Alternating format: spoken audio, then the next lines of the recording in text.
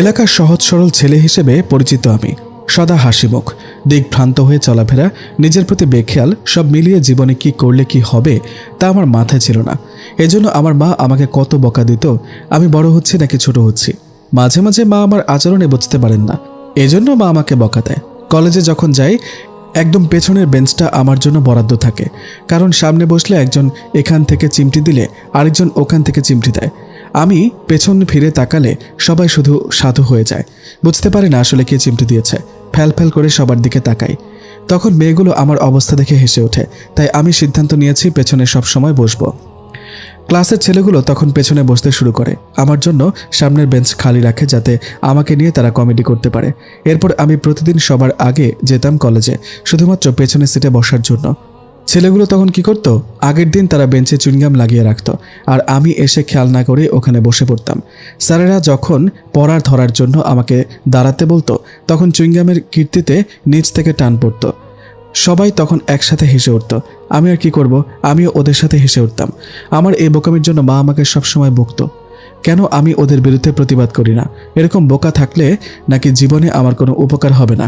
তবে একটা উপকার আমার হয়েছে, আমার জীবনে প্রেম এসেছে এই বোকামির জন্য। আমার এই বোকামি দেখেই আমার প্রেমে পড়ে একটি পরী, বদলে যেতে থাকে আমার জীবন। আজ আমি সেই গল্পই বলবো, আমি ও একটি পরীর গল্প। কখনো আম্মুর বকা খেয়ে মন খারাপ হতো না, বরং কেউ বকা দিলে ভাবতাম আমাকে বকা দিয়ে যদি কারো তৃপ্তি মেটে তো বকা খেলে মন্দ কি। কিন্তু একদিন আম্মু আমাকে আমার বোকামির জন্য অনেক বকা দেয়, তাই মন খারাপ করে বাসা থেকে বের হয়ে গিয়েছিলাম। সারাদিন বাসায় ফিরলাম না। রাতে আমি গ্রামের পুকুরঘাটে গালে হাত দিয়ে বসেছিলাম। আকাশে চাঁদ ছিল, চাঁদের আলোতে পুকুরের পানি দেখছিলাম। হঠাৎ একটা মেয়ের ক্ষীণ চিৎকার কানে এলো, মনে হলো কোনো কারণে ব্যথা পেয়ে কুকিয়ে উঠেছে সে।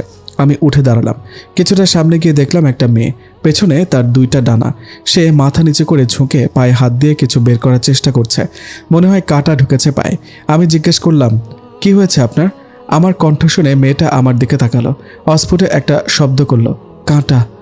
চাঁদের আলো মেয়েটার মুখে পড়েছে। আমার মনে হলো এত অপরূপ মেয়ে পৃথিবীতে আর একটাও নেই।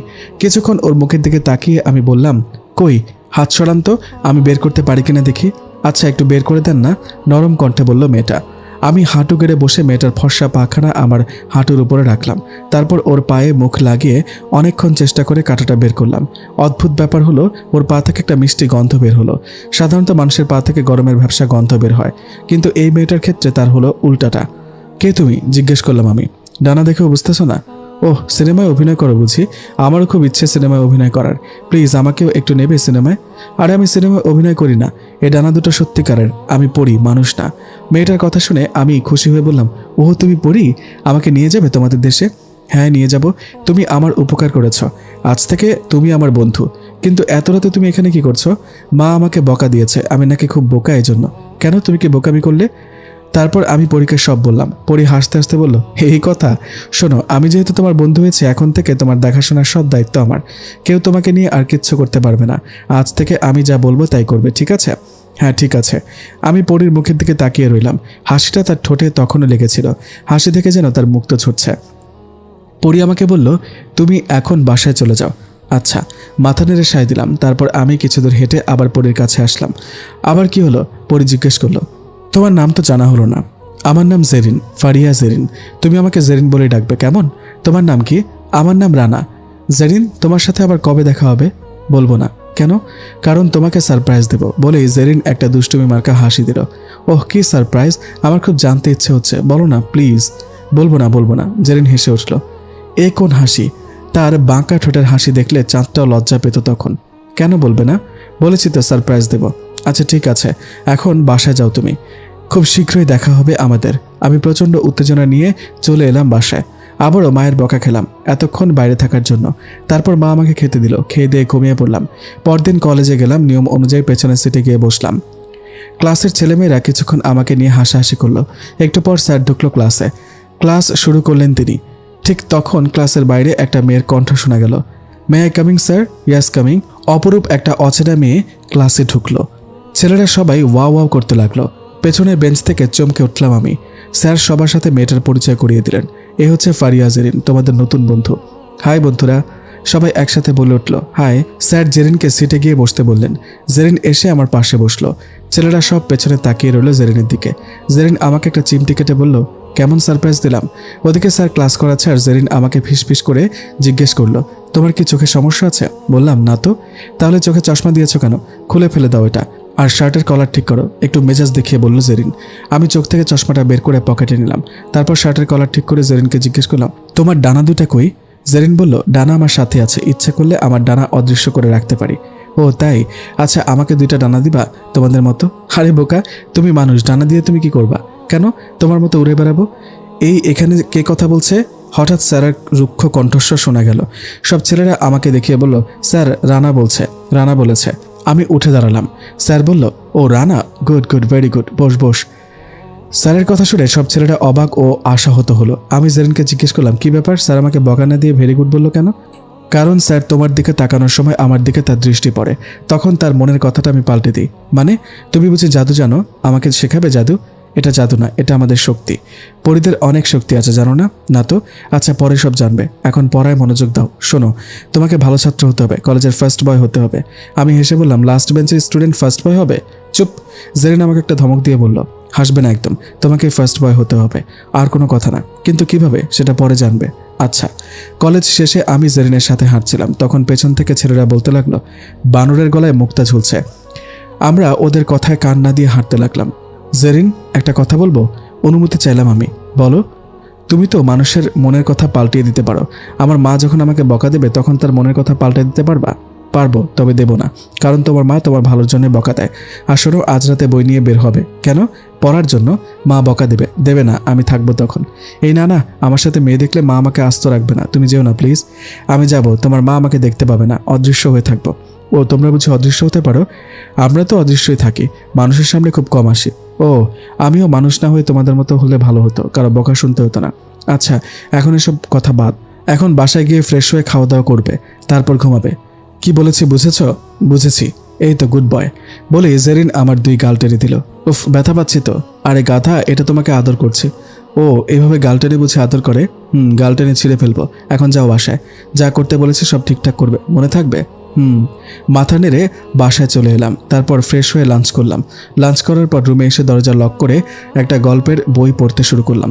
ওটা শেষ করে ঘুমালাম। কতক্ষণ ঘুমিয়েছি জানি না, হঠাৎ অনুভব করলাম কেউ আমাকে কান ধরে টেনে তুলছে। ধরপড় করে উঠে বসলাম বেডের ওপর। ভাবলাম মা, কিন্তু জেরিনকে দেখে অবাক হলাম। তুমি তুমি কি করে এলে? অবাক হয়ে জিজ্ঞেস করলাম। জেরিন রাগ দেখিয়ে বলল, তার আগে বলো এতক্ষণ কিসের ঘুম? সন্ধ্যা পেরিয়ে গেছে, খেয়াল আছে? ওহ, আমি তো কিছুক্ষণ ঘুমিয়েছি মাত্র, একটা গল্পের বই পড়ে ঘুমাতে ঘুমাতে দেরি হয়ে গেছে। জেরিন আমার কানে জোরে টান দিয়ে বলল, তোমাকে আমি গল্পের বই পড়তে বলেছিলাম, এখন যাও বাথরুমে গিয়ে মুখ ধুয়ে আসো, তারপর বই নিয়ে আমার সাথে বের হবে। আচ্ছা। বাথরুমে গিয়ে ফ্রেশ হলাম, তারপর বই নিয়ে বের হতে যাব, তখন মা পড়ে গেল সামনে। সর্বনাশ, মা দেখে ফেলেছে আমার সাথে একটা মেয়ে। কোথায় যাচ্ছিস জিজ্ঞেস করলো মা। এই তো মা, বাইরে বের হচ্ছে একটু পড়ার জন্য। আচ্ছা যা। আশ্চর্য, মা কত সহজে রাজি হয়ে গেল, আর আমার সাথে জেরিনকে দেখেও কিছু বলল না। কথাটা জেরিনকে জিজ্ঞেস করতে জেরিন বলল, তোমার মা আমাকে দেখতে পায়নি, আমরা যাকে দেখা দেবো ইচ্ছে করি শুধুমাত্র তারাই আমাদের দেখতে পায়। কথা বলতে বলতে আমরা ওই দিনের পুকুর পাড়ে চলে এলাম। তারপর জেরিনের পেছনে 2টা ডানা মিলে গেল। জেরিন বলল, ওঠো আমার পিঠে। ওহ, আমার ভয় করে। উঠবে নাকি কান ধরে তুলবো? আচ্ছা উঠছি, কিন্তু তুমি তো আমাকে পড়ার জন্য নিয়ে এসেছো, তাহলে শোনো, পড়ার জন্য চাই একটা সুন্দর পরিবেশ। তুমি আমার পিঠে উঠে সারা আকাশ জুড়ে ভাসতে ভাসতে চাঁদের আলোতে পড়বে, এর চেয়ে সুন্দর পরিবেশ আর কি হতে পারে? ওহ তাহলে ঠিক আছে। আমি জেরিনের পিঠে উঠলাম। জেরিন আমাকে নিয়ে উড়াল দিল আকাশে। জেরিন আমাকে নিয়ে অনেক উপরে উঠে গেল, আকাশে ভাসতে লাগলো সে, আর আমি চারপাশে তাকিয়ে তাকিয়ে দেখছিলাম। হঠাৎ জেরিন একটা ধমক দিয়ে বলল, এই বড় বড় করে পড়ো, নইলে এখান থেকে ফেলে দেব। আমি নিচের দিকে তাকালাম, মাটি দেখা যাচ্ছে না, তার মানে আমরা মাটি থেকে অনেক উপরে। এখান থেকে যদি জেরিন আমাকে ফেলে দেয় তাহলে আমার হাড্ডি শুদ্ধ খুঁজে পাওয়া যাবে না। জেরিনের ধমকে ভয় পেয়ে গেলাম, বড় বড় করে পড়তে লাগলাম। সত্যি এমন পরিবেশে পড়াগুলো যেন নিজ থেকে মুখস্থ হতে চায়। এভাবে প্রতি রাতে আমরা আকাশে ভেসে বেড়াতাম। অন্ধকার রাতগুলোতে জেরিন আমাকে একটা চশমা দিত। এটা এমন একটা চশমা যেটা চোখে লাগালে অন্ধকারে সবকিছু দেখা যেত। সেই চশমা চোখে লাগিয়ে আমি অন্ধকার রাতে আকাশে ভেসে ভেসে পড়া শিখতাম। মাঝে মাঝে না পড়লে জেরিনের বকা খেতাম। ক্লাসের সব পড়া দিতে পারি এখন। পেছনের বেঞ্চ ছেড়ে সামনের বেঞ্চে বসি। কেউ বেঞ্চে চুইংগাম লাগিয়ে রাখলে জেরিন কিভাবে যেন চুইংগামগুলো যে লাগায় তার চুলে লাগিয়ে দেয় ওগুলো। তখন অনেকেই চুল থেকে চুইংগাম ছাড়াতে না পেরে মাথা ন্যাড়া করে ফেলে। এরপর থেকে কেউ আর আমার বসার জায়গায় চুইংগাম লাগিয়ে রাখে না। জেরিনকে আমার সাথে বেশি মিশতে দেখে কলেজের সব ছেলেরা আমাকে হিংসে করতে লাগলো। কেউ কেউ আমার চরম শত্রু হয়ে দাঁড়িয়েছে। একদিন কয়েকটা ছেলে আমাকে মারার জন্য কলেজের মাঠে দাঁড়িয়েছিল। পাশ দিয়ে আমি হেঁটে যাওয়ার সময় আমার পথ আটকালো তারা। একজন আমার দিকে তাকিয়ে মেজাজ দেখিয়ে বলল, এই জেরিনের সাথে তোর এত কথা কিসের? আমি বললাম, ও আমার বন্ধু। কিসের বন্ধু? তুই ওর সাথে কথা বলবি না আর। ওর সাথে কথা না বলতে থাকতে পারবো না আমি। আমার কথা শেষ হতে ছেলেটা আমার শার্টের কলার চেপে ধরে বলল। তখন জেরিন এসে আমার পাশে দাঁড়ালো। তারপর ছেলেটার গালে একটা জোরে থাপ্পড় বসালো। ছেলেটা চিৎকার করে উঠল, এই আমাকে কে থাপ্পড় মারল রে? জেরিন আবার ছেলেটার অন্য গালে থাপ্পড় বসালো। ছেলেটা তখন তার পেছনের ছেলেটাকে ধরে বলল, এই তুই আমাকে থাপ্পড় মেরেছিস? অন্য ছেলেটা বলল, কই না তো। জেরিন তখন অন্য ছেলেটার গালে কষে একটা থাপ্পড় বসালো। এভাবে ওদের সবাইকে মারল। তখন ওদের নিজেদের মধ্যে ভুল বোঝাবুঝিতে ঝগড়া বেঁধে গেল। আমি বুঝলাম জেরিন এখন আমি ছাড়া আর কেউ দেখতে পাচ্ছে না ওকে। ওদের মাঝে ঝগড়া লাগিয়ে দিয়ে জেরিন আমার দিকে তাকিয়ে মৃদু একটা হাসি দিল। তারপর বলল, চলো। আমি জেরিনকে অনুসরণ করে হাঁটতে লাগলাম। কিছু দূর গিয়ে পেছনে ফিরে দেখলাম ওদের মধ্যে মারামারি লেগে গেছে। জেরিন হেসে বলল, ওদিকে তাকানোর দরকার নেই, আরও অনেক কিছু দেখবে। এখন তুমি সোজা বাসায় চলে যাবে, আর যে রুটিন করে দিয়েছি সেই রুটিন অনুযায়ী চলবে। প্রথমে খেয়ে দিয়ে একটু ঘুমাবে, ঘুম থেকে উঠে নিজের ইচ্ছে মতো সময়টা কাটাবে। তারপর রাতে পুকুর পাড়ে আমার সাথে দেখা করবে, বুঝেছ? বুঝেছি। তারপর আমি তো চলে এলাম। জেরিনের কথা মতো সব করলাম। ইদানিং ওর ওপর বেশি নির্ভর করতে শুরু করেছি আমি সব কিছু ওর ইচ্ছেতেই হয়। রাতে পুকুর পাড়ে জেরিনের সাথে দেখা করতে গেলাম বই নিয়ে। জেরিন বলল, আজ পড়তে হবে না, আজ পড়া থেকে তোমার ছুটি। আজ তুমি আমার সাথে কথা বলবে শুধু। আমি বললাম, কি কথা? আমি তো তেমন কোনো কথা বলতে পারি না। জেরিন আমার দুই গাল টেনে বলল, আমার সাথে আজ রাতে প্রেম করবা, বুঝেছ? উফ, তুমি গাল টেনো কেন? আমি কি ছোট বাচ্চা? তুমি ছোট বাচ্চা। দরকার হলে তোমার গালে কামড় দিব, কিচ্ছু বলতে পারবে না তুমি। আমি গালে হাত দিয়ে জেরিনের দিকে বোকার মতো। জেরিন ধমক দিয়ে বলল, গাল থেকে হাত সরাও। কেন? ভয় ভয় জিজ্ঞেস করলাম। কামড় দিব তাই। না প্লিজ, ব্যথা পাবো। হাত সরাতে বলেছি। আওয়াজটা বড় করে বলল জেরিন। ভয়ে ভয়ে গাল থেকে হাত সরালাম। মনে মনে বলতে লাগলাম, আল্লাহ, কামড়টা যেন আসতে দেয়। পরিদের দাঁতে 20-30 আছে কিনা কে জানে। থাকলে তো শরীরে বিষক্রিয়া হয়ে মারা যাব। চোখ বন্ধ করে আল্লাহ আল্লাহ করতে লাগলাম। ভয়ে কেঁপে উঠলাম আমি চোখ খুলে বোকার মতো জেরিনের দিকে তাকিয়ে জিজ্ঞেস করলাম, হাসছো কেন? তুমি ভয় পেয়েছো তাই না?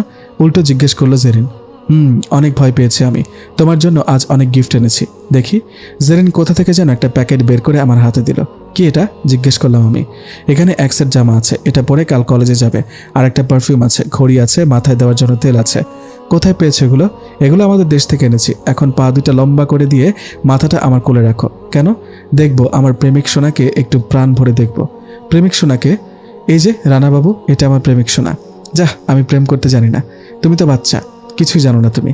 এখন আসো, আমার কোলে মাথা রাখো। আমি পুকুর পাড়ে বসার আসনে লম্বা হয়ে শুয়ে জেরিনের কোলে মাথা রাখলাম। জেরিন মুখটা আমার খুব কাছে নিয়ে এসে বলল, আমার মুখের দিকে তাকিয়ে থাকো কিছুক্ষণ। তারপর বলল, কি দেখতে পাচ্ছ? আমি বললাম, একটা নাক, একটা মুখ, দুইটা চোখ দেখতে পাচ্ছি। ধুর বোকা, এগুলো ছাড়া কি দেখতে পাচ্ছ? আর কিছু দেখছি না আমি। জেরিন আমার ডান পাশের কানটা টেনে ধরে ধমক দিয়ে বলল, আর কিছু দেখতে পাচ্ছ না তাই না? ব্যথা পেয়ে বললাম, সত্যি কিছু দেখছি না। কান ছেড়ে দাও, ব্যথা পাচ্ছি তো। তারপর আমার কানে তার মুখ নিয়ে ফিসফিস করে বলল, ভালোবাসা দেখতে পাচ্ছ না? আমি হেসে বললাম, ধুর বোকা, ভালোবাসা কি দেখা যায়? জেরিন আমার মাথায় হাত বুলাতে বুলাতে বলল, দেখা যায়, মনের চোখ দিয়ে দেখতে হয়। চলো, আজ তোমাকে আকাশে ভেসে ভেসে প্রেম করব। উঠে দাঁড়াও। আমার হাত দুইটা সামনে টেনে নিয়ে ডানা দুইটা মেলে দিল জেরিন। ধীরে ধীরে জেরিন উপরে উঠতে লাগলো আমাকে নিয়ে। চারপাশে শীতল হাওয়া বইতে লাগলো। জেরিনের চুলগুলো আমার মুখে এসে পড়লো। মিষ্টি একটা সুগন্ধ বেরোচ্ছিল তার চুল থেকে। জেরিন ডাক দিল, রানা। কোনো ফিলিংস হচ্ছে তোমার? কোমল বাতাস গায়ে লাগায় অনেক ভালো লাগছে। জেরিন রাগ দেখিয়ে বলল, ধুর বোকা, প্রেমের কোনো অনুভূতি হচ্ছে না? না তো। জেরিন আমার হাত দুইটা আরো শক্ত করে টেনে ধরে বলল, চোখ বন্ধ করে আমার চুলের ঘ্রাণ নাও। চোখ বন্ধ করলে আকাশে তারা দেখবো কেমনে? যা করতে বলেছে করো, নইলে কিন্তু এখান থেকে ফেলে দেব। জেরিনের কথায় ভয় পেয়ে গেলাম। তাড়াতাড়ি চোখ বন্ধ করে ওর চুলের ঘ্রাণ নিলাম। মিষ্টি একটা ঘ্রাণ। কোনো ফিলিংস হচ্ছে এখন? জেরিন আবার জিজ্ঞেস করলো, কিরকম ফিলিংস? জেরিন খুশি হয়ে বলল, মনে হচ্ছে তুমি যে চুলে তেল ব্যবহার করো, ওটা যদি আমিও ব্যবহার করি তাহলে আমার চুল থেকেও ওরকম সুগন্ধ বের হবে। আমার কথা শুনে জেরিন রেগে উঠলো হঠাৎ। আমাকে একটা ধমক দিয়ে বলল, আমাকে ভালোবাসতে ইচ্ছে হচ্ছে না? ভালোবাসা কীরকম আমি তো চিনি না। জেরিন তখন আমাকে তার পেছন থেকে টেনে সামনে নিয়ে গেল। আমি ভয় পেয়ে গেলাম। ভাবলাম হয়তো সে আমাকে ফেলে দেবে, কিন্তু জেরিন তা করলো না। আমাকে সে এবার তার বুকে জড়িয়ে নিল। আমি দুই পা দুই হাত দিয়ে তাকে আঁকড়ে ধরলাম যাতে ঝুলতে না হয়। আমি বললাম, ফিলিংস হয়েছে, তোমাকে ভালোবাসতে ইচ্ছে হচ্ছে এখন। বাঁচার জন্য জেরিনকে মিথ্যে বললাম। জেরিন তখন খুশিতে আমাকে শক্ত করে বুকে জড়িয়ে নিল। অনেকক্ষণ আমাকে বুকে জড়িয়ে নিয়ে আকাশে ভেসে বেড়ালো জেরিন। তারপর মাটিতে নেমে আসলো। আমি বাসায় চলে আসলাম। খেয়ে দিয়ে ঘুমাতে যাব, দেখি জেরিন আগে থেকে আমার বেডে শুয়ে আছে। দরজা লক করে আসো, আমাকে দেখে বলল জেরিন। আমি দরজা লক করে এসে বিছানায় বসলাম। তারপর জেরিনকে জিজ্ঞেস করলাম, তুমি এখানে কেন? আজ আমার প্রেমিক সোনাকে জড়িয়ে ধরে ঘুমাবো বলে এসেছি। আমি আর কিছুই বললাম না। ওর কথার বিরুদ্ধে গেলে হয় কান টানা দেবে আর না হয় গালে কামড় দেবে। তাই বাধ্য হয়ে জেরিনের পাশে গিয়ে শুয়ে পড়লাম। আমি তোমার চুলে হাত বুলিয়ে দেব, দেখবে তুমি একটু পরেই ঘুমিয়ে পড়েছ বলে আর অপেক্ষা করলো না জেরিন। আমার মাথায় হাত বুলাতে শুরু করলো। সত্যি তার হাতে যেন জাদু আছে। অল্প কিছুক্ষণের মধ্যেই আমি ঘুমিয়ে পড়লাম। গভীর রাতে আমার ঘুম ভেঙে যায়। দেখলাম জেরিন আমার বুকে ঘুমিয়ে আছে। তাকে আমার বুক থেকে নামিয়ে বেডে শুয়ে দিলাম। তার মুখের দিকে নজর গেল আমার। ঘুমন্ত জেরিনের রূপ অনেক বেড়ে গেল। মাথার একপাশে চুলগুলো তার মুখে এসে পড়ায় অপূর্ব লাগছিল তাকে। পরদিন জেরিনের দেয়া জামা প্যান্ট পরলাম, হাতে ঘড়ি আর চুলে তেল দিলাম। জেরিন আমার জামার বোতাম লাগিয়ে দিয়ে মাথার চুলগুলো ঠিক করে দিল। তারপর পারফিউম লাগিয়ে দিল জামাতে। দুষ্টামি করে আমার মুখেও মেরে দিল সে পারফিউম। তারপর হেসে উঠল। হাসলে তাকে অনেক বেশি সুন্দর লাগে। আমি মুখটা মুছে বোকার মতো ওর দিকে তাকালাম। জেরিন আমার চারপাশে একবার ঘুরে দেখলো। তারপর বলল, হ্যাঁ ঠিক আছে এখন। এত স্মার্ট একটা ছেলে এতদিন কিনা বান্দরের মতো থাকতো। এবার চলো, কলেজে দেরি হয়ে যাচ্ছে। বাসা থেকে বের হওয়ার সময় আমার পরিবারের সবাই হা করে তাকিয়ে থাকলো আমার দিকে। আমি জিজ্ঞেস করলাম, কি ব্যাপার, এভাবে হা করে তাকিয়েছো কেন সবাই আমার দিকে? আমার এক ভাবি মুখে হাত দিয়ে অবাক হয়ে বলল, হায় হায়, এটা আমাদের রানা সাহেব নি? কেন, নতুন দেখছো নাকি আমাকে? আমাদের দেরি হয়ে যাচ্ছে, আমি যাই। দাঁড়াও। ভাবি আমার পথ আটকালো। তারপর আমাকে ভালো করে দেখে নিয়ে বলল, এবার থেকে তোমার ভাইকে ছেড়ে তোমার সাথে প্রেম করতে হবে দেখছি। পরিবারের সবার সামনে ভাবি এই কথা বলে আমি লজ্জা পেয়ে নিচু হয়ে রইলাম। জেরিন আমার পাশে ছিল, তাকে কেউ দেখতে পাচ্ছে না। সে আমার কানে কানে বলল, নতুন প্রেমে পড়েছ বলো ওদের। আমি কিছু না বলে জেরিনকে নিয়ে বের হয়ে আসলাম। কলেজের গেট দিয়ে ঢোকার সময় দেখলাম আমার ক্লাসমেটরা সবাই কলেজের মাঠে বসে আড্ডা দিচ্ছে। জেরিন আমার হাত শক্ত করে ধরলো। তারপর আমাকে নিয়ে ওদের দিকে হাঁটতে লাগলো। আমাদেরকে দেখে সব ছেলেমেয়েরা আমাদের দিকে তাকিয়ে থাকলো, বিশেষ করে আমার দিকে। তারা প্রথমে আমাকে চিনতেই পারলো না। ওদের কাছে যাওয়ার পর চিনতে পারলো। সবাই অবাক হয়ে বলল, এটা তো আমাদের রানা বাবু। সূর্য আজ কোন দিক দিয়ে উঠেছে রে? আমি বললাম, আজ থেকে আমাকে প্রতিদিনই এরকম দেখবে। বলে আর অপেক্ষা করলাম না। জেরিনকে সাথে নিয়ে ক্লাসের দিকে গেলাম। জেরিনের সাথে সাথে থাকতে থাকতে কিছুটা সাহস হয়েছে আমার। ওদের মুখের ওপর কথা বলতে পারি এখন। পেছনে একবার ফিরে দেখলাম কয়েকটা ছেলে রাগে ফুঁসতেছে। পারলে যেন আমাকে এখনই কাবাব বানিয়ে খাবে এরকম অবস্থা। ক্লাসে যখন স্যার ক্লাস করাচ্ছিল তখন দেখলাম ক্লাসের ব্যাড রেকর্ড করা ছেলেটা কাগজে কিছু একটা লিখে জেরিনকে দিল। আমি উঠে দাঁড়িয়ে স্যারকে বললাম, স্যার, রকি জেরিনকে প্রেমপত্র দিচ্ছে। স্যার তখন দাঁড় করালেন রকিকে। অনেকক্ষণ বকা দিয়ে রকিকে ক্লাস থেকে বের করে দিলেন। কিন্তু এটার প্রতিশোধ যে রকি নিবেই বুঝতে পারিনি তখন। ক্লাস শেষে আমি আর জেরিন হাতে হাত ধরে যাচ্ছিলাম। রকি তখন উৎপেতে ছিল আরও কয়েকটা গুন্ডা টাইপের ছেলেকে নিয়ে। আমাদেরকে দেখে তারা আমাদের পথ আটকালো। তারপর আমাকে কয়েকটা ঘুষি মেরে মাটিতে ফেলে দিল ওরা। জেরিনকে টানতে টানতে কোথায় যেন নিয়ে যাচ্ছিল। জেরিন চিৎকার করে উঠল, রানা বাঁচাও, রানা বাঁচাও আমাকে। শুনে আমি আশ্চর্য হলাম, যে পরীদের এত শক্তি সেই পরী কিনা আমাকে বলছে তাকে বাঁচানোর জন্য। আমার মতো একটা নির্বোধকে। বিস্ময়ের ঘোর কাটতে না কাটতেই জেরিন আবার চিৎকার দিয়ে উঠল, রানা ওঠো, ওদেরকে মারো। আরে ও বলে কি, আমি ওদের মারবো? আমি? সে নিজেই তো চাইলে ওদেরকে মেরে শেষ করে দিতে পারে, আমাকে বলছে কেন? জেরিনের কথা শুনে রকি ও তার দলবল হাসতে লাগলো। রকি জেরিনকে টানতে টানতে একটা গাড়িতে তুললো। জেরিন হঠাৎ অসাড় হয়ে গেল। সম্ভবত বেহুশ হয়ে গেছে সে। নড়াচড়া নাই তার। রকি গাড়ি ছেড়ে দিল। হঠাৎ আমি উঠে দাঁড়ালাম। কোথা থেকে এত সাহস পেলাম জানি না। দৌড়াতে লাগলাম গাড়ির পিছু পিছু। নিজের শক্তি দেখে নিজেই অবাক হতে লাগলাম। গাড়িগুলো চলন্ত অবস্থায় এক গাড়ি থেকে আরেক গাড়িতে লাফ দিচ্ছি আর নিজেকে নিজে প্রশ্ন করছি, কি হচ্ছে এসব? হঠাৎ দেখলাম জেরিন ডানা মেলে আমার পাশে উঠছে। সে আমাকে উড়িয়ে নিয়ে যাচ্ছে। আমি জিজ্ঞেস করলাম, জেরিন তুমি? হ্যাঁ, যাও, আমাকে বাঁচাও। তুমি তো এখানে না, আমি ওখানে বলে জেরিন একটা হাসি দিয়ে আমার গাল টেনে দিল। উফ, তুমি এখানেও গাল টানবে নাকি? টানবো, যাও আমার হিরো, তোমার নায়িকাকে বাঁচাও বলে অদৃশ্য হয়ে গেল জেরিন। আমি জোরে একটা লাফ দিলাম, যেন হাওয়ার ওপর দৌড়াতে দৌড়াতে রকের গাড়ির ওপর এসে পড়লাম। আমি জানি এতে আমার কোনো কৃতিত্ব নেই, যা করার সব করছে জেরিন, তাই নিজের শক্তি দেখে এতটা খুশি হলাম না। গাড়ির ওপর জোরে শব্দ শুনে গাড়ি থামালো রকি। তারপর তার দলবল নিয়ে বের হলো। গাড়ির ওপর আমাকে দেখে অবাক হলো তারা। একজন আরেকজনের মুখ চাওয়াচাই করছে। আমি গাড়ির দিকে তাকালাম। দেখলাম সেখানে জেরিন বসে আমার দিকে গালে হাত দিয়ে তাকিয়ে আছে আর মুচকে মুচকে হাসছে। আমি তার কাছে গিয়ে বললাম, এই তুমি আমাকে নিয়ে এসব কি করছো? আমার খুব ভয় লাগছে এখন। জেরিন আমার গাল টেনে দিয়ে বলল, যাও ওদের মারো এখন। উফ, এটা সুন্দর করে বলা যায় না, গাল টেনে বলতে হয়। বাকিরা আর দেরি করলো না। বিস্ময় কাটিয়ে মারতে এলো আমাকে। ওদের দিকে না তাকিয়ে আমি বুঝতে পারলাম ওরা আক্রমণ করছে। জানি এটাও হয়তো জেরিনের কারণে। আমি হাত পা চালিয়ে রকিদের মারতে লাগলাম সিনেমার নায়করা যেভাবে গুন্ডাদের মারে। অনেক মার খাওয়ার পর রকি উঠে দাঁড়িয়ে সিনেমার গুন্ডার মতো করে বলল, তোকে আমি দেখে নেব। ওর কথা শুনে আমি ভয় পেয়ে গেলাম। ওরা চলে যাওয়ার পর আমি জেরিনকে বললাম, দিলা তো আমার জীবনটাকে নষ্ট করে, এখন আমার কি হবে? ওরা যদি আমাকে একা পায় তাহলে শেষ করে ফেলবে। ভয় পাচ্ছ কেন? আমি তো আছি সারাক্ষণ তোমার সাথে। তো তুমি কেন ওদের মারোনি? আমাকে দিয়ে কেন মারলে? আরে বোকা, আমি মারলে ওরা বুঝে যেত যে আমি মানুষ না, তাই তোমাকে দিয়ে মারালাম। জেরিনের হাত ধরে বাসায় ফিরছি। ভয়টা তখনও কাটেনি আমার। ভয়ে ভয়ে ছিলাম। রকিদের আজ যেভাবে মেরেছি, পরে যদি ওরা আমার ক্ষতি করে। ওরা তো আর জানে না যে এর পেছনে আসলে কার হাত আছে। আমাকে ভাবতে দেখে জেরিন জিজ্ঞেস করলো, কি ভাবছো এত? বললাম, কিছু না তো। রকিদের কথা ভাবছো তাই না? বলছি না। আমি থাকতে একটুও ভয় পাবে না? আর শোনো, তুমি বাসায় গেলে তোমার ভাবিদের সাথে বেশি কথা বলবে না। কেন? আমার হিংসে লাগে তুমি কোনো মেয়ের সাথে কথা বললে। তাই বলে আমি আমার ভাবিদের সাথে কথা বলবো না? বলবে, তবে কম বেশি না। তোমার হিংসে লাগে কেন? তুমি আমার সাথে ছাড়া অন্য কারোর সাথে বেশি কথা বললে আমার ভালো লাগে না। বলেই আমার গাল টেনে দিল জেরিন। আমি রাস্তায় দাঁড়িয়ে বললাম, গম্ভীরভাবে তাকিয়ে থাকলাম কিছুক্ষণ জেরিনের দিকে। কি হলো? জেরিন জিজ্ঞেস করলো। গাল টানতে নিষেধ করেছি না? রাগ দেখিয়ে বললাম। জেরিন উল্টো রেগে বলল, চুপ, একদম চুপ। আবার নিষেধ করলে কামড় দেবো গালে। এই বলেই জেরিন আমার হাত ধরে টানতে টানতে নিয়ে যেতে লাগলো। বাসায় পৌঁছার পর ছোট ভাবির সামনে পড়লাম। জেরিন আমার পাশে ছিল। ছোট ভাবি তাকে দেখতে পায়নি। ছোট ভাবি আমাকে দেখে বলল, আমার হিরোটা এতক্ষণ পর এসেছ? কোথায় ছিলে এতক্ষণ? ভাবির কথা শুনে জেরিন আমার হাতে চিমটি দিল। আমি উহ করে একটা শব্দ করে উঠলাম। ছোট ভাবি আমার হাত ধরে বলল, কি হলো দেখি দেখি। আমি ছোট ভাবিকে সরিয়ে দিয়ে বললাম, সরে যাও, তোমার জন্যই হয়েছে এটা। আমি আবার কি করলাম? ছোট ভাবি অবাক হয়ে বলল, কিছু না, সরে দাঁড়াও। আমার কথা শেষ হতেই ভেতর থেকে বড় ভাবি ছোট ভাবিকে উদ্দেশ্য করে বলল, রিমি, ওকে এদিকে ধরে নিয়ে আস। ওর সাথে আজ আমারও প্রেম করতে ইচ্ছে হচ্ছে। আনতেছি ভাবি। ছোট ভাবি আমার হাত ধরে টানতে লাগলো। বড় ভাবি ভেতর থেকে আবার বলল, সেজেগুজে সে আজ কার সাথে প্রেম করতে গেছে জিজ্ঞেস কর। বাসায় সুন্দরী দুইটা ভাবি থাকতে। এই বল, মেয়েটা কে? কোন মেয়ের সাথে দেখা করতে গিয়েছিলে? ছোট ভাবি জিজ্ঞেস করলো। আমি জেরিনের দিকে একবার তাকালাম, তারপর ছোট ভাবির দিকে তাকিয়ে বললাম, কোনো মেয়ের সাথে দেখা করতে যাইনি আমি। ভেতর থেকে বড় ভাবি এসে আমার কান ধরে বলল, ওই, আমরা দুজন থাকতে তোর আবার মেয়ে লাগবে কেন প্রেম করার?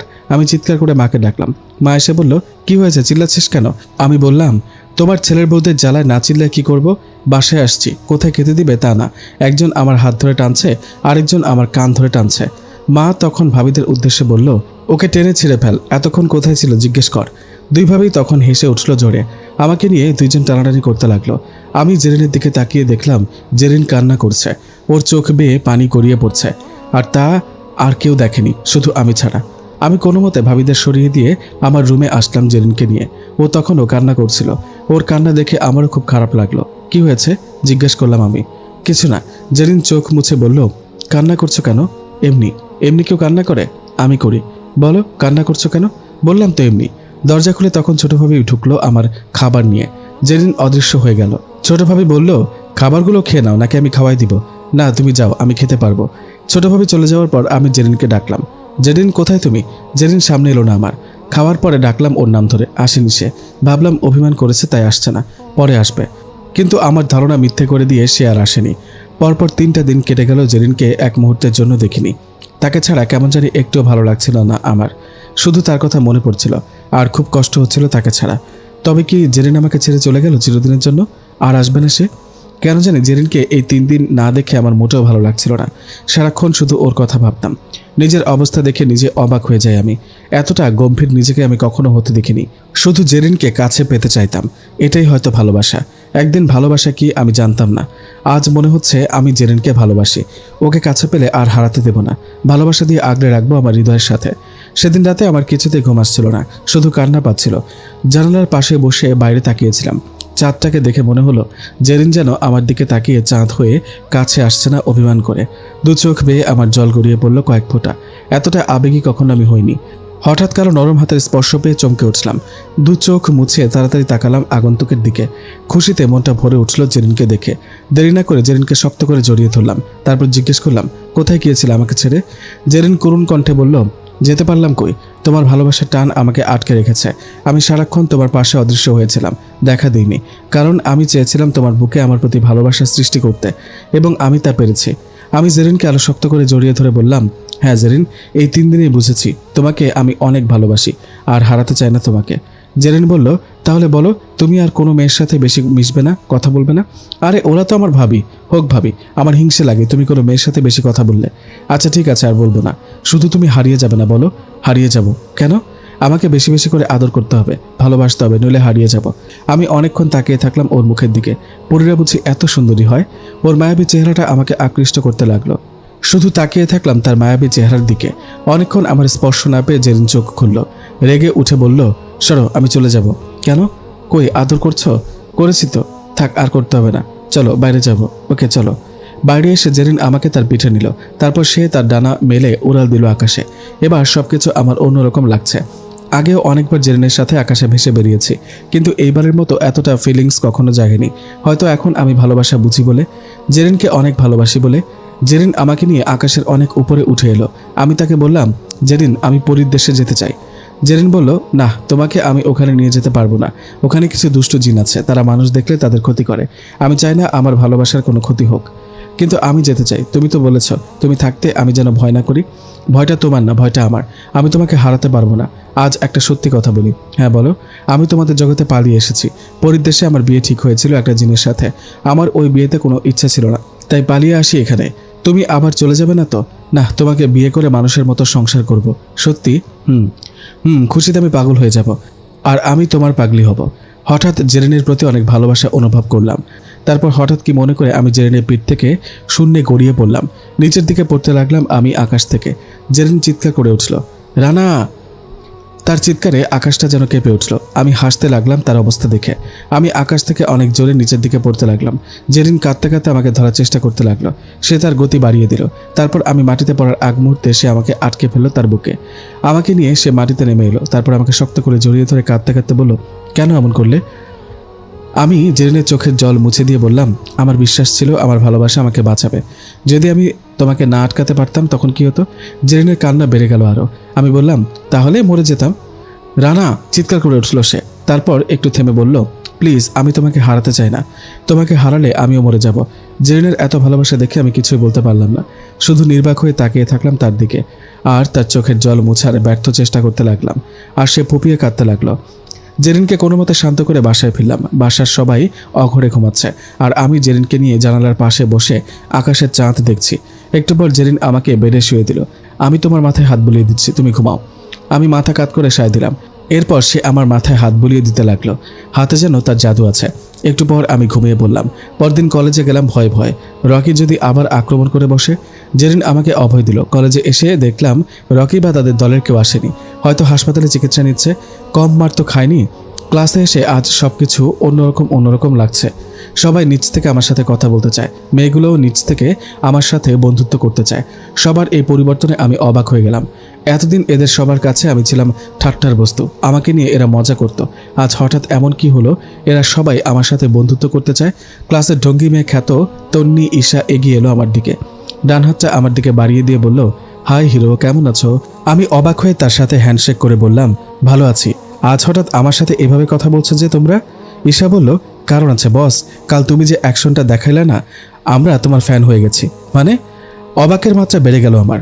ঈশা একটু হেসে বলল, মানে তুমি কাল রকিদের রামধুলাই করেছিলে, তাই না? তখন আমি আমার গাড়িতে ছিলাম।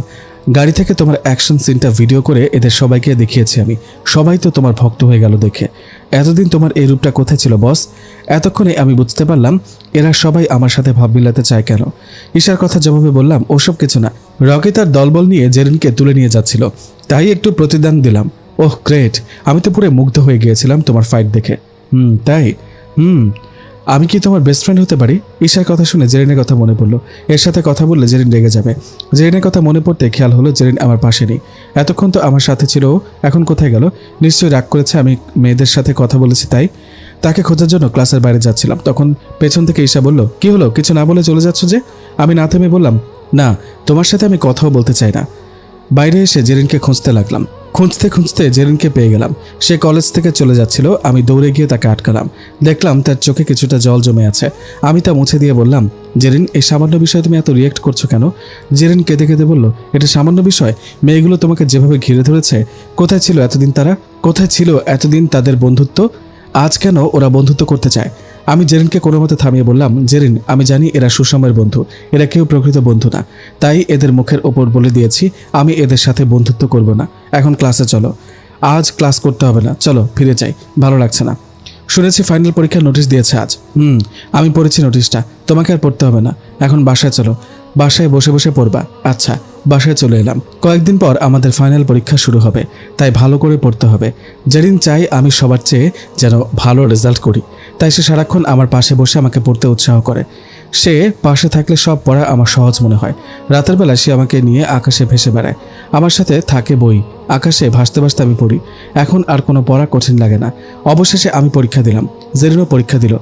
আমি বুঝলাম না সে না পড়ে কিভাবে পরীক্ষা দিল, কিন্তু রেজাল্ট দেখে তো আমি অবাক। আমি সবার চেয়ে ভালো রেজাল্ট করেছি, এজন্য আমি মোটেও অবাক হইনি। আমার পরের অবস্থানে আছে জেরিন, এটা দেখে আমার অবাক লাগলো। পড়ি বলে সে কি না পড়েই ভালো রেজাল্ট করবে, নাকি এটাও তার কোনো শক্তি? এটা জেরিনকে জিজ্ঞেস করতে সে বলল, আমি চাইলে তোমাকেও পড়তে না দিয়ে রেজাল্ট ভালো করতে পারতাম, কিন্তু এতে তোমার মেধা বিকশিত হতো না, তাই তোমাকে ভালো করে পড়তে বলেছিলাম। আজ তুমি ভালো রেজাল্ট করেছো, বলো তুমি আমার কাছে কি চাও? আমি যা চাই তাই দেবে তো? দেব। আমি জেরিনের দুই বাহু আমার দুই হাত দিয়ে ধরে বললাম, আমি পরীর দেশে যেতে চাই। আমার কথা শুনে জেরিন অনেকক্ষণ আমার দিকে তাকিয়ে থাকলো, কোনো কথা বলতে পারল না সে। অনেকক্ষণ পর সে বলল, বেশ, নিয়ে যাব পরীর দেশে, আজ রাতেই নিয়ে যাব। সেদিন রাতে আমি রেডি হয়েছিলাম পরীর দেশে যাওয়ার জন্য। অনেকক্ষণ অপেক্ষা করে থাকলাম জেরিনের জন্য। জেরিন আসছে না। তারপর গভীর রাতে জেরিন আসে আমার কাছে।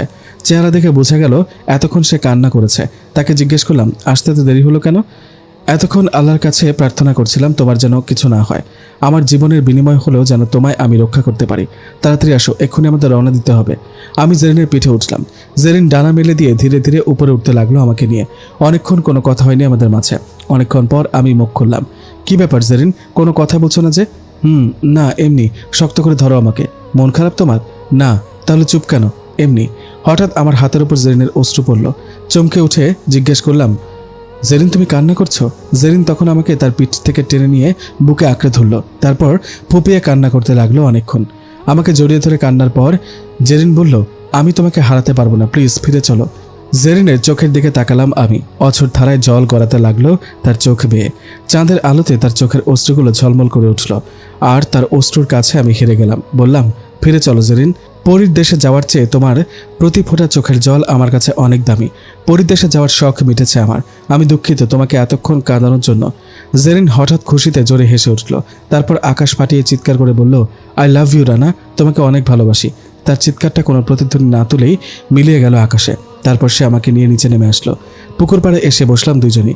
জেরিন আমাকে তার কোলে মাথা রেখে শুইতে বলল, আমি তাই করলাম। তারপর সে তার ডান হাতটা গালে দিয়ে কনুইটা আমার বুকের ওপর রেখে মুগ্ধ দৃষ্টিতে তাকিয়ে থাকলো আমার দিকে। আমি তার নাকটা আলতো করে টেনে দিয়ে বললাম, এই পাগলি, এত ভালোবাসো কেন আমাকে? প্রেমে পড়েছি বলে? ওরে আমার হবু বর, এ তো রোমান্টিক হয়ে গেছে অনেক, তাই? জেরিন আমার গালটা টেনে দিয়ে বলল, এই ছেলে আমাকে বিয়ে করবে? জেরিনের কথা শুনে মনে হলো ও যেন আমার মনের কথাই বলছে।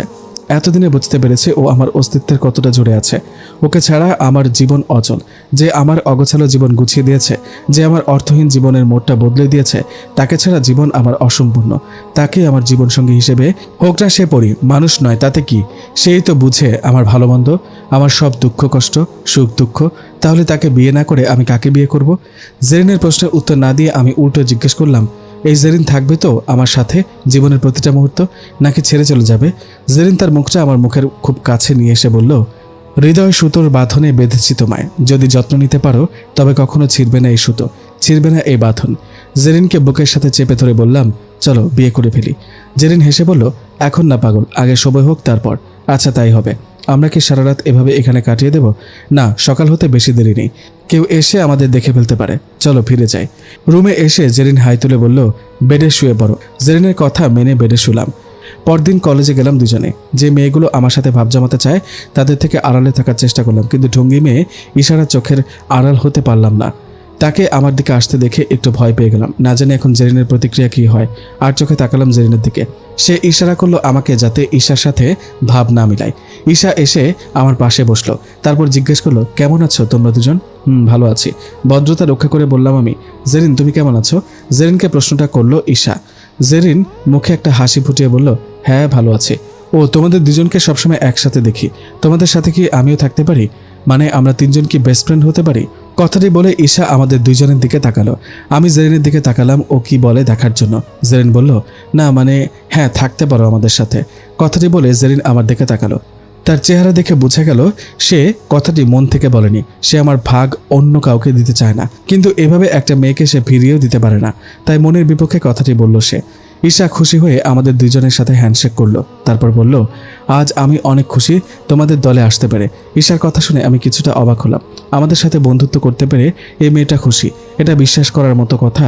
তবুও কিছু বললাম না। এরপর আমরা তিনজন একসাথে থাকতাম, হাসতাম, মজা করতাম, আড্ডা দিতাম। একটা সময় ঈশার মাঝে পরিবর্তন হতে থাকে। সে আমার গা ঘেঁষে বেশি থাকতে চাইতো। একদিন জেরিনের অলক্ষ্যে সে আমাকে ডেকে নিয়ে গেল আড়ালে। আমাকে সে প্রপোজ করলো সেদিন। ঈশা এরকমই কিছু একটা করবে আমি আগে থেকে ধারণা করেছিলাম, তাই ওর প্রপোজে আমি একটু অবাক হইনি। শুধু ভয় হচ্ছে জেরিন যদি জানতে পারে ঈশা আমাকে প্রপোজ করেছে তাহলে ও খুব কষ্ট পাবে। জেরিনকে কষ্ট দিতে আমি চাই না, তাই ঈশাকে বললাম, Isha, I am engaged with Zerin. আমার কথা শুনে ঈশা চিৎকার করে বলল, হু ইজ জেরিন? যার এতদিনেও কোনো পরিচয় জানা যায়নি তাকেই তুমি ভালোবাসো? ড্যাম ইট রানা, তুমি জানো আমি অনেক বড় ফ্যামিলির মেয়ে, তার উপর কম সুন্দরী নই। কলেজের প্রায় সব ছেলে আমার সাথে লাইন মারতে চায়, but I don't care them. আজ প্রথম কোনো ছেলেকে আমি প্রপোজ করলাম, তাই আমি চাই তুমি আমাকে অ্যাকসেপ্ট করো। এটা সম্ভব না ঈশা, আই লাভ জেরিন। উফ, জেরিন জেরিন জেরিন গর্জে উঠল ঈশা। তারপর আমার শার্টের কলার ধরে বলল, ওই জেরিনের মধ্যে কি আছে বল, যা আমার মধ্যে নেই? আমি শার্টের কলারটা ছাড়িয়ে বললাম, জেরিনের বুকে আছে প্রকৃত ভালোবাসা, যা তোমার মধ্যে নেই। যখন তোমরা সবাই আমাকে নিয়ে ঠাট্টা বিদ্রুপ করতে, তখন জেরিনই একমাত্র আমার দিকে বন্ধুত্বের হাত বাড়িয়ে দিয়েছিল। আমার অগোছালো জীবনটা গুছিয়ে দিয়েছে সে। ওহ কাম অন ম্যান, আবার সে পুরনো কথা। বর্তমান নিয়ে কথা বলো রানা। বর্তমানে আমি তোমাকে ভালোবাসি এবং আমি তোমাকে চাই। কোনো বংশ পরিচয়হীন মেয়ে তোমাকে পাবে না। ঈশার মুখে জেরিনকে নিয়ে এমন কথা আমার সহ্য হলো না, তাই ঠাস করে একটা চর বসায় দিলাম ঈশার গালে। ঈশা গালে হাত রেখে রাগে ফুঁসতে লাগলো। আমি বললাম, দেখো ঈশা, জেরিনকে নিয়ে কোনো বাজে কথা বলবে না। ঈশা আবারও আমার শার্টের কলার ধরে বলল, আমিও দেখে নেব জেরিন কি করে তোমাকে আমার কাছ থেকে কেড়ে নেয়। কথাটি বলে ঈশা চলে গেল। আমি নিজেকে নিজে বললাম, রানা সাবধান, এই মেয়ে থেকে নিরাপদ দূরত্ব বজায় রাখতে হবে। জেরিনকে হঠাৎ আমার দিকে এগিয়ে আসতে দেখে বললাম, ভাগ্যিস ঈশা চলে গেছে, নয়তো আজ একটা সিন ক্রিয়েট হয়ে যেত। জেরিন এসে বলল, কি ব্যাপার, তুমি এখানে কি করছো? আমি আমতা আমতা করে বললাম, না মানে কিছু না। তুমি কি কিছু লুকাচ্ছ? কি লুকাবো? পরীরা তো সব জানে, কি আর লুকাবো তোমার কাছ থেকে? পরীরা অন্তর্যামী নয় যে সব জানবে। বলো কি লুকাচ্ছ? আরে কি শুরু করলে তুমি? আমি আবার কি লুকাবো? সত্যি তো? খুব ভালোবাসি তোমায়, হারাবে না তো? না, আমি জেরিনের রানা হয়ে থাকতে চাই আজীবন। আমার খুব ভয় হয়, শুধু মনে হয় আমি তোমাকে হারিয়ে ফেলবো। ওসব চিন্তা ভুলেও করবে না আর। সত্যি পাবো তোমায় আমার করে? পাবে। আমার কথা শুনে জেরিন মৃদু হাসলো। আমার তখন মনে হলো জগতের শ্রেষ্ঠ হাসিটা যেন বিধাতা ওর ঠোঁটে নিজ হাতে এঁকে দিয়েছে। আমার শুধু একটাই প্রার্থনা, এই হাসি মুখ যেন কখনো ম্লান না হয়। এর কয়েকদিন পর কলেজে আবার উৎপাত শুরু হলো রকিদের। মাঝখানে কিছুদিন উধাও হয়ে গিয়েছিল সে। এখন কলেজে এসে সে আবারও জেরিনকে নিয়ে খারাপ কথা বলতে থাকলো। জেরিনকে নিয়ে কেউ কিছু বললে এখন আমার একদমই সহ্য হয় না। এখন আমার অনেক সাহস হয়েছে জেরিনের সাথে থাকতে থাকতে।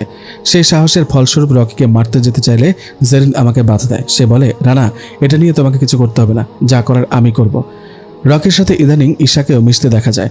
জানি না তাদের মধ্যে কি হয়েছে, তবে এটা ধারণা করা যায় ঈশা রকির সাথে মিশছে তার পেছনে একটাই কারণ, আমাকে আর জেরিনকে আলাদা করার।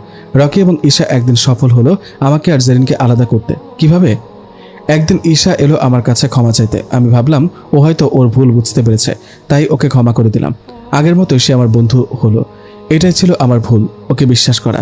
বিশ্বাসের মূল্য সে দেয়নি। বন্ধু ভেবে ওর সাথে একদিন একটা রেস্তোরাঁয় নাস্তা করতে ঢুকলাম। আগে থেকে প্ল্যান করা ছিল ওর। সে আমার খাবারের নেশাজাতীয় কিছু একটা মিশিয়ে দেয় হয়তো। ওগুলো খেয়ে অস্বাভাবিক আচরণ করতে লাগলাম। অল্পক্ষণের মধ্যে ঢলে পড়লাম ফ্লোরে। কে বা কারা যেন আমাকে একটা হোটেলের রুমে নিয়ে আসে। পরবর্তীতে আমি আন্দাজ করতে পারি এটা রকিদের কাজ। তারা আমাকে একটা রুমে নিয়ে আসে। সেই রুমে ঈশাও আসে। ঈশা থেকে যায় রুমে, আর রকিরা ডেকে নিয়ে আসে জেরিনকে। জেরিন আমাকে আর ঈশাকে এক রুমে দেখে রেগে যায়। আমার নেশা কেটে যাওয়ার পর আমি তাকে আটকাতে চেষ্টা করলাম, কিন্তু সে কেঁদেই চলে গেল।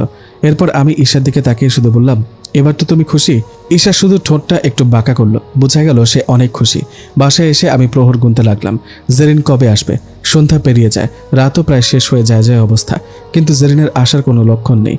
আমার খুব কষ্ট হচ্ছিল তখন। শেষ পর্যন্ত আসেনি আর জেরিন। সেই রাতটা ছিল অনেক কষ্টের একটা রাত।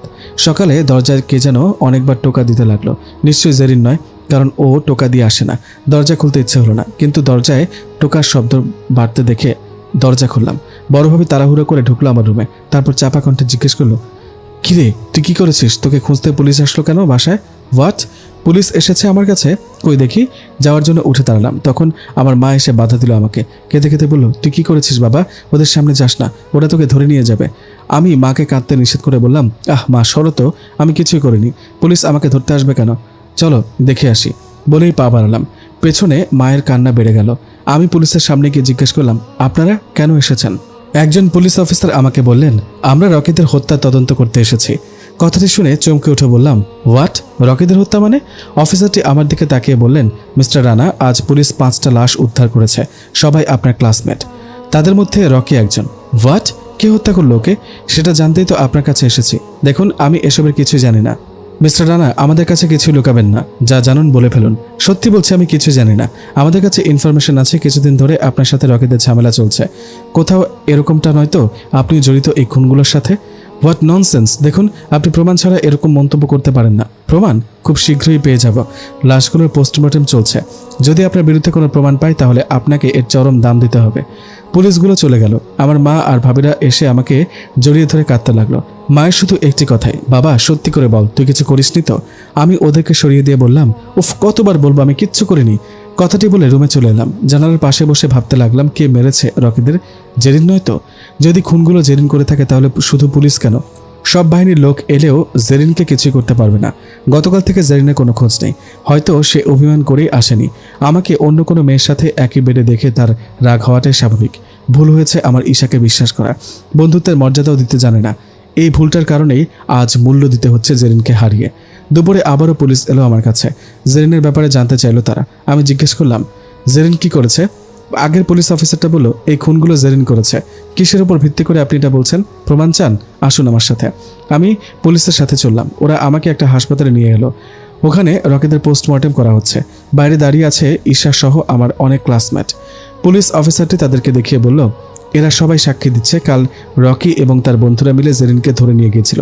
যেখানে নিয়ে গেছে ওখানে এদের সবার লাশ পাওয়া যায়, কিন্তু জেরিনের কোনো চিহ্ন পাওয়া যায়নি। তার মানে খুনগুলো জেরিন করেছে? অফিসার, আপনি বলুন, যারা একটা মেয়েকে জোর করে ধরে নিয়ে যেতে পারে তাদের এই পরিণতি ছাড়া আর কি হওয়া উচিত? কিন্তু ওদের খুন করে জেরিনও আইনের চোখে অপরাধী। এখন বলুন, জেরিন কোথায়? জেরিনকে আপনারা খুঁজে পাবেন না। দেখুন মিস্টার রানা, আপনি ওর খোঁজ জেনে থাকলে বলুন, নয়তো অপরাধীকে সহযোগিতা করার কারণে আপনিও অপরাধী হবেন। আপনারা জেরিনের খোঁজ চান, তাই তো? হ্যাঁ। আমি আকাশের দিকে তাকালাম। আকাশের দিকে আঙুল ইশারা করে বললাম, ওইখানে যান, ওখানে গেলে জেরিনকে পাবেন। মিস্টার রানা, আপনি কি বলছেন বুঝতে পারছেন তো? প্লিজ আইনকে সহযোগিতা করুন, অপরাধীকে ধরিয়ে দিন। কি করে ধরিয়ে দেব? ও তো চলে গেছে আমাকে ছেড়ে। আমি নিজেও তো ওকে খুঁজছি। চিৎকার করে বললাম। পুলিশ অফিসারটা অবাক হয়ে জিজ্ঞেস করলো, চলে গেছে মানে? কোথায় চলে গেছে? ওই আকাশে। মিস্টার রানা, আপনি আবারও ঠাট্টা করছেন। জেরিনকে আমাদের হাতে তুলে দিন। ওর বিরুদ্ধে অ্যারেস্ট ওয়ারেন্ট আছে। কাকে অ্যারেস্ট করতে চান আপনারা? আপনাদের আইন মানুষ ছাড়া অন্য কোনো প্রাণীর ওপর চলে নাকি? মানে কি বলতে চান আপনি? মানে জেরিন কোনো মানুষ নয়, ও পরী। আমার কথা শুনে সবাই চমকে উঠে আমার দিকে তাকালো। অনেকক্ষণ কেউ কথা বলতে পারলো না। অনেকক্ষণ পর পুলিশ অফিসারটি বলল, মিস্টার রানা, আপনি ঠিক আছেন তো? কেন, আপনার কি বিশ্বাস হচ্ছে না আমার কথা? আপনি কি মনে করেন একটা সাধারণ মেয়ে বিনা অস্ত্রে এতগুলো ছেলেকে মেরে ফেলতে পারে? তা অবশ্য ঠিক। হয়তো তার সঙ্গে আরও কেউ জড়িত ছিল। হতে পারে আপনিও জড়িত। What nonsense! বললামই তো সে পরী। ও আমাকে পিঠে নিয়ে রাতের বেলায় আকাশে উড়ে বেড়াতো। আমার কথাগুলো শুনে অনেকেই হেসে উঠল। পুলিশ অফিসারটি বললেন, মিস্টার রানা, আপনার মাথা ঠিক নেই। আপনি সুস্থ নন। আপনাকে এখন মানসিক ডাক্তারের কাছে নিয়ে যাওয়া হবে। আপনার সুস্থ হওয়াটা এখন জরুরি, নয়তো আমরা জেরিনের খোঁজ পাবো না। আমি পাগল হইনি, আমি সত্যি বলছি। চিৎকার করে উঠলাম আমি। কিন্তু কেউ আমার কথা বিশ্বাস করেনি। আমাকে ধরে মানসিক ডাক্তারের কাছে নিয়ে যাওয়া হলো। মানসিক ডাক্তার আমাকে চেক আপ করে রিপোর্ট দিলেন, কোনো সমস্যা নেই আমার, সম্পূর্ণ স্বাভাবিক আমি। পুলিশ অফিসার তখন আমাকে আবারও জিজ্ঞাসাবাদ করতে নিয়ে গেলেন। তিনি আমাকে জিজ্ঞেস করলেন, জেরিন আমার সাথে কখন দেখা করতে আসে? আমি বললাম, জেরিন আমার সাথে সবসময় থাকতো, কিন্তু কাল থেকে সে আসেনি। জেরিন যদি আবার আসে তাহলে আমাদেরকে জানাবেন। শুধু শুধু ওকে পড়ি বলে আইনের হাত থেকে বাঁচাবার চেষ্টা করবেন না। পুলিশ অফিসার কিছুতেই বিশ্বাস করতে চাইল না জেরিন পড়ি। আমি বললাম, ঠিক আছে জনাব, যদি সত্যি সত্যি ওকে দেখেন তাহলে আপনিও বিশ্বাস করবেন সে আসলেই পড়ি। এখন কি আমি যেতে পারি? হ্যাঁ যান। বাসায় চলে এলাম আমি। কিছুই ভালো লাগছিল না আমার, শুধু জেরিনের চেহারাটা আমার চোখের সামনে ভাসত। আমাকে সে ভুল বুঝেছে। ভুলটা ভাঙানোর সুযোগটাও সে দিল না আমাকে, চলে গেল। সে কি আমি আসলেই ভালোবাসতো, নাকি সব ছলনা ছিল? কিন্তু ওর মাঝে তো কখনো ছলনা দেখিনি। তাহলে চলে গেল কেন? 1 দিন যায়, 2 দিন যায়, 3 দিন যায়, এভাবে অনেক দিন কেটে গেল। জেরিন ফিরে আসে না। দিন দিন বুকের ভেতরে কষ্টটা বাড়তে থাকে আমার। নিঃশ্বাস নিতেও কষ্ট হয়। খালি মনে হয় আমি আমার সবচেয়ে বড় সম্পদটা হারিয়ে ফেলেছি। চলে যদি যাবে তাহলে আমাকে ভালোবেসেছিল কেন? সে মিথ্যা আশা কেন দিয়েছিল? আমি তো এরকম ছিলাম না, সহজ সরল টাইপের একটা ছেলে ছিলাম। ভালোই তো ছিল তখন। কেন সে আমাকে ভালোবাসা শেখালো ভুল বুঝে? কিন্তু আমার তো কোনো দোষ ছিল না। আদালতে আসামিকেও তো কিছু বলার সুযোগ দেওয়া হয়, কিন্তু জেরিন আমাকে কিছু বলার সুযোগ না দিয়ে চলে গেল। তো গেল, রকিদের সাথে আমাকেও মেরে গেল না কেন? এক রাতে বাসার ছাদে উঠে একা একা দাঁড়িয়ে আকাশ দেখছিলাম। মা এসে ডাক দিল, রানা খেতে আয়। মা আমার ক্ষুধা নেই, জবাব দিলাম আমি। মা আবার বলল, কি হয়েছে তোর? আজ সারাদিন খাসনি আর এখন বলছিস ক্ষুধা নেই? না নেই। তোর কি হয়েছে আমাকে খুলে বলতো বাবা, তোর এই অবস্থা দেখলে আমার সহ্য হয় না। কিচ্ছু হয়নি, তুমি যাও তো, আমাকে একা থাকতে দাও। মা চোখের জল মুছে চলে গেল। আমি আবারও আকাশ দেখতে লাগলাম। ওই আকাশে জেরিনের সাথে আমার সব স্মৃতি জড়িয়ে আছে। কত বেরিয়েছি, কত আনন্দ করেছি, ভাবলেই চোখে জল আসে। জেরিন আমার গাল টেনে দিলে আমি বিরক্ত হতাম। এখন খুব মিস করছি, চিৎকার করে বলতে ইচ্ছে হচ্ছে, জেরিন আমার গাল টানার জন্য হলেও তুমি ফিরে আসো, তোমাকে আমার খুব দরকার। আকাশের দিকে তাকিয়ে নিজের গালে হাত বুলালাম। জেরিনের স্পর্শ এখনো লেগে আছে গালে। অজান্তেই চোখ বেয়ে জল গড়িয়ে পড়তে লাগলো আমার। হঠাৎ কেউ একজন আমার কাঁধে হাত রাখলো। জেরিন মনে করে চমকে ফিরে তাকালাম। পরক্ষণেই ছোট ভাবিকে দেখে আশাহত হলাম।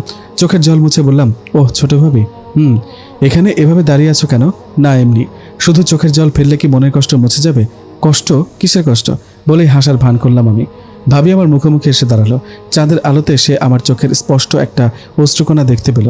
ভাবি অশ্রুকণাটি নিজের আঙুলে নিয়ে বলল, সব হাসি মানেই হাসি নয়, কিছু হাসির পেছনে দুঃখ লুকিয়ে থাকে। আমাকে বলো, কি হয়েছে তোমার? কিছু হয়নি তো? আবারও লুকাতে চেষ্টা করছো? কিছু না হলে কেউ কাঁদে? দেখো রানা, আমাদের পরিবারে তুমি আমাদের সবার প্রিয়। তোমার হাসি মুখ দেখলে আমরা সবাই শান্তি পাই, কিন্তু তোমার এই কান্না আমাদের সহ্য হয় না। ছোট ভাবির কথা শেষ না হতে হতেই বড় ভাবি পাশে এসে দাঁড়ালো। বুঝলাম এদেরকে মা পাঠিয়েছে। বড় ভাবি এসে বলল, রানা এভাবে কথা লুকাবে না, কি হয়েছে বলো? তোমার এই অবস্থায় আমরাও থাকতে পারছি না। কিসের এত কষ্ট? কয়েকদিন আগেও তো তুমি এরকম ছিলে না, আজ হঠাৎ কি হলো? কষ্টটাকে নিজের মাঝে রেখো না, আমাদের সাথে শেয়ার করো। আমি আর সহ্য করতে পারলাম না, বড় ভাবিকে ধরে কেঁদে ফেললাম। কাঁদতে কাঁদতে বললাম, ভাবি আমি জেরিনকে হারিয়ে ফেলেছি। জেরিন? কোন জেরিন? দুই ভাবি অবাক হয়ে জিজ্ঞেস করলো। আমি তাদেরকে সব খুলে বললাম। ওরা শুনে বলল, দুঃখ পেও না রানা, একদিন তোমার জেরিন তোমার কাছে ফিরে আসবে। আমি বললাম, তাই যেন হয় ভাবি। বড় ভাবি বলল, এখন আসো, এখানে আর দাঁড়িয়ে থেকো না, তোমরা যাও, আমি একটু পর আসছি। দুই ভাবি চলে গেল। আমি ছাদের উপর থেকে নিচের দিকে তাকালাম। একদিন আকাশ থেকে ইচ্ছা করে পড়েছিলাম, মাটিতে পড়ার আগেই জেরিন ধরে ফেলেছিল।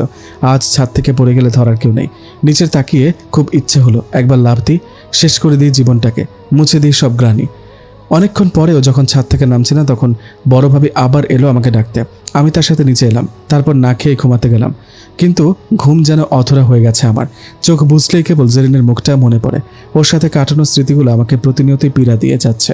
সারা রাত শুধু এপাশ ওপাশ করতে কখন যে ঘুমিয়ে পড়েছি বুঝিনি। ঘুম ভাঙলো ফোন বেজে ওঠার শব্দে। মোবাইলে দেখলাম ঈশার নাম্বার। ইচ্ছে হলো না তার সাথে কথা বলতে, তাই ফোন কেটে দিলাম। কিন্তু ঈশা বারবার ফোন দিতে লাগলো। শেষে বিরক্ত হয়ে রিসিভ করলাম। অস্ফুটে শব্দ করে বললাম, হ্যালো। ওপাশ থেকে ঈশার কণ্ঠ শোনা গেল, সাব্বির কি হয়েছে তোমার? কলেজে আসো না, আমার সাথে দেখা করো না, এমনকি ফোনও রিসিভ করো না? বিরক্ত হয়ে বললাম, কিছু বলার থাকলে বলে ফেলো। মানে তুমি আমাকে এভাবে এড়িয়ে যাচ্ছ কেন?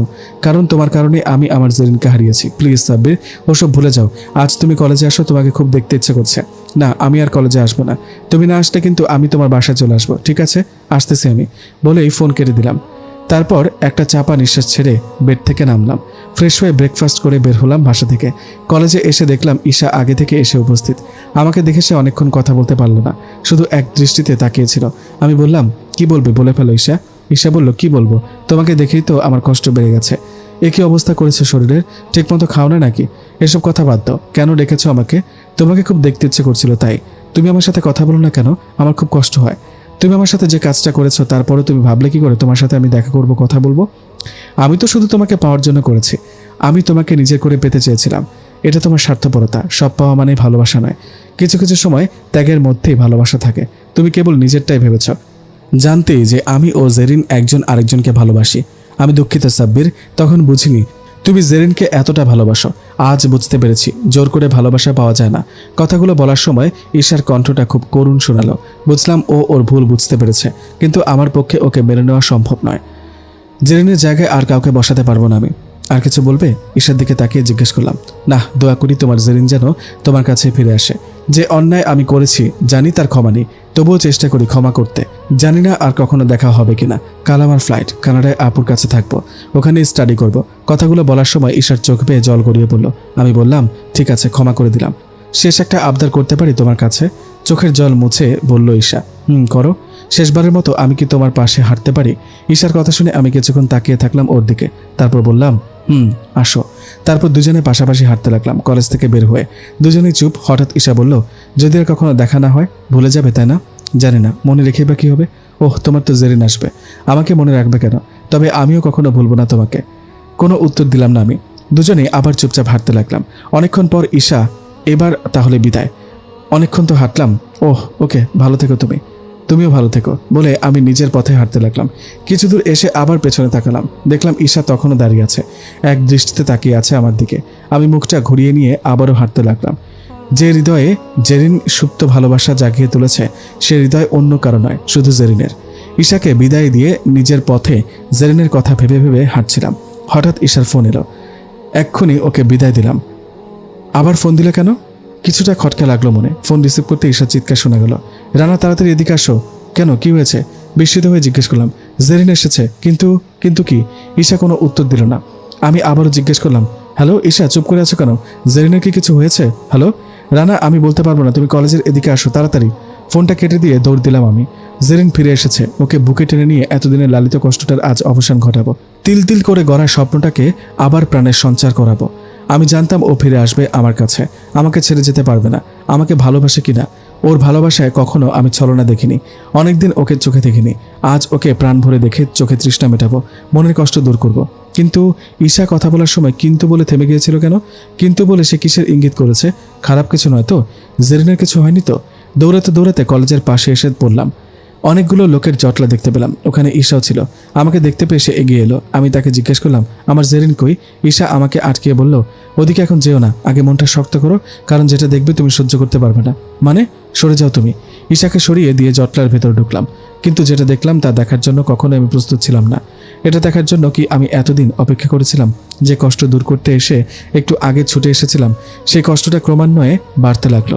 বুকের ভেতর হাহাকারে ঝড় তুলল। মাটির ওপর উপুর হয়ে পড়েছিল জেরিনের রক্তাক্ত লাশ, ওর ডানা দুটো কাটা। ওকে এভাবে দেখে নিজেকে সামলাতে পারলাম না।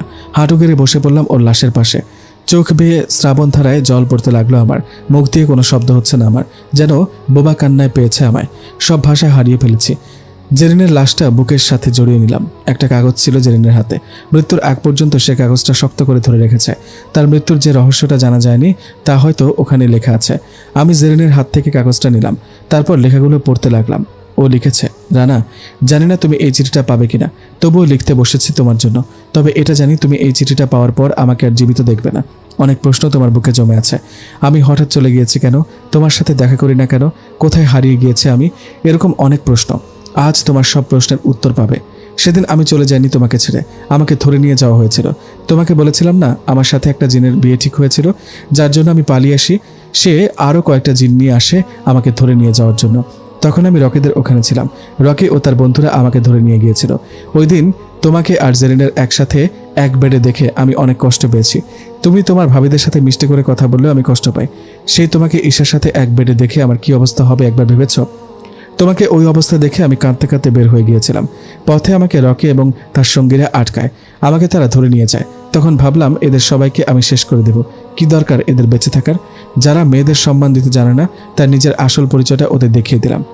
আমার পেছনে দুটা ডানা দেখে ওরা ভয় পেয়ে যায়। বাঁচার জন্য ওরা আমাকে সব সত্যি কথা বলে। ওদের কাছে জানতে পারি ঈশার সাথে তোমার যে ঘটনাটা ঘটেছে তাতে তোমার কোনো দোষ নেই। খুশি হয়ে ওদেরকে মাফ করে দিলাম। তোমায় ছেড়ে আর চলে যেতে ইচ্ছে হলো না। ভাবলাম তোমাকে ছেড়ে আর কখনো যাব না, তোমাকে আর কখনো হারাবো না। এবার তোমাকে বিয়ে করে সংসার করব, কিন্তু তা আর হলো না। তখন ওই জিনগুলো আসে, তারা রকিদের মেরে আমাকে ধরে নিয়ে যায়। ওখানে আমাকে জোর করে বিয়ে করার সব আয়োজন চলছিল। আমি যাতে আর পালিয়ে আসতে না পারি তাই আমার ডানা দুটো ওরা কেটে নেয়। কিন্তু তখন তোমার কথা আমার খুব মনে পড়ছিল।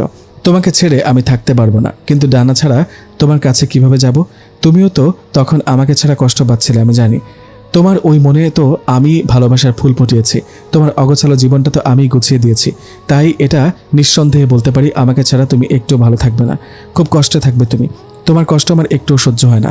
আমি সিদ্ধান্ত নিলাম এভাবে এখানে ওই জিনটাকে বিয়ে করার চেয়ে তোমার কাছে গিয়ে মরাটা অনেক ভালো। কিন্তু মরার আগে তোমাকে সবকিছু বলে যেতে চাই, তাই এই চিঠিটা লিখলাম। লেখা শেষ করে তোমার কাছে আসবো আমি, হয়তো জীবিত না, কারণ উড়ার জন্য আমার ডানা দুটো নেই। তাই আকাশ থেকে যখন তোমার কাছে যাওয়ার জন্য রওনা দেব, তখন মাটিতে কেবল আমার রক্তাক্ত দেহটাই থাকবে। আমাকে যদি তখন দেখতে পাও, আমার লাশটা তোমার বুকের সাথে জড়িয়ে নিও, যেন মরার পর হলেও তোমার বুকে একবার থাকতে পারি। জানি আমাকে ওই অবস্থায় দেখে তুমি মোটেও স্বাভাবিক থাকবে না। যদি তুমি আমাকে সত্যি ভালোবেসে থাকো, তাহলে আমাকে হারানোর ব্যথা ভোলার জন্য নিজের কোনো ক্ষতি করো না। আমি জানি ঈশা তোমাকে ভালোবাসে, পারলে ওর সাথে নতুন করে জীবন শুরু করো। ভালো থেকো তুমি। চিঠিটা পড়েই আমি অজ্ঞান হয়ে পড়ে গেলাম। যখন জ্ঞান ফিরল তখন দেখলাম জেরিনের লাশ খাটিয়ায় তোলা হয়েছে। ওকে মানুষের মতো করে দাফন করা হবে। পরিস্থিতিকে মেনে নিয়ে চারজনের একজন হয়ে খাটিয়া তুলে নিলাম কাঁধে।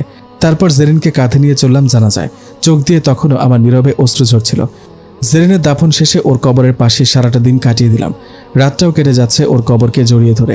হঠাৎ কেউ আমার কাঁধে হাত রাখলো। চমকে তাকালাম পেছনে, দেখলাম ঈশা দাঁড়িয়ে আছে।